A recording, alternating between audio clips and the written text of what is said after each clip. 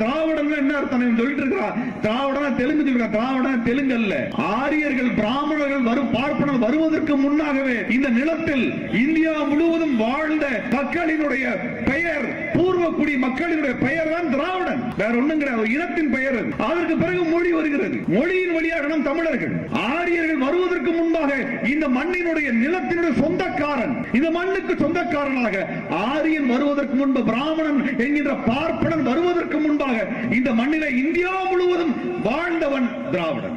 இவன் லூசு மாதிரி வந்து திராவிடனா தெலுங்கு பேசிட்டு இருக்கிறான். அவன் படிக்காதவன். என்னைக்கு படிச்சிருக்கிறான்? அவன் என்னைக்கு படிச்சிருக்கிறான்? எந்த புத்தகத்தை சீமா படிச்சிருக்கிறான்? எந்த புத்தகத்தை படிக்க சொல்லுங்க பாப்போம்.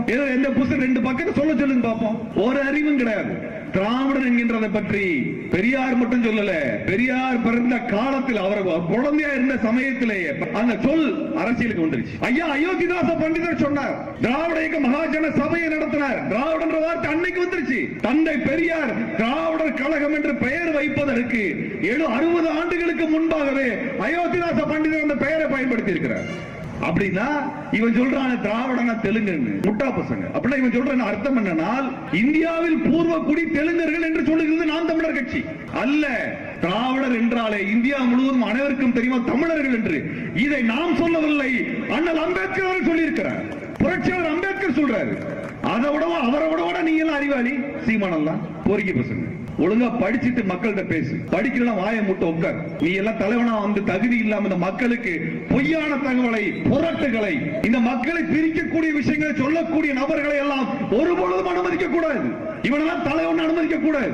புரட்சியாளர் அம்பேத்கர் சொல்லுகிறார், திராவிடன் என்கிற வார்த்தை, சூத்திரன் என்கிற வார்த்தையை பற்றி எல்லாம் அவர் பேசுகின்றார். அவருக்கு தெரியுமா தெலுங்கு அரசியல், தமிழ் அரசியல், தமிழ் தேசிய அரசியல்? அவர் ஒட்டுமொத்த இந்தியா மட்டுமல்ல உலகம் முழுவதும் இருக்கக்கூடிய மானுடவிய வளர்ச்சியை பற்றி ஆய்ந்தறிந்த மாபெரும் மேதை புரட்சியாளர் அம்பேத்கர். அவன் எழுதின புத்தகமே அவ்வளவு பெரிய புத்தகங்களாக, அவ்வளவு அடுக்கு வாழ்நாளுக்கு படிக்க முடியாதுங்க. உலகத்தின் சிறந்த பல்கலைக்கழகத்தில் சிறந்த மாணவனாக வந்த புரட்சியாளர் அம்பேத்கர் இவனுக்கு நாம் தமிழர்கள் ஒரு கூட்டம்.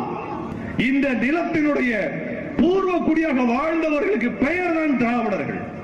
அந்த திராவிட இனத்தின் மூத்த குடிதான் தமிழ் குடி. அதான் தமிழ் இனம். அந்த இனத்தினுடைய, அந்த திராவிட இனத்தினுடைய மூத்த மொழி தமிழ் மொழி. அதைத்தான் தந்தை பெரியார் சொல்லுகிறார். இலக்கியத்தால் ஒன்றுபட்ட உன்னை போன்ற மக்களே வரலாற்றை படைப்பார்கள்.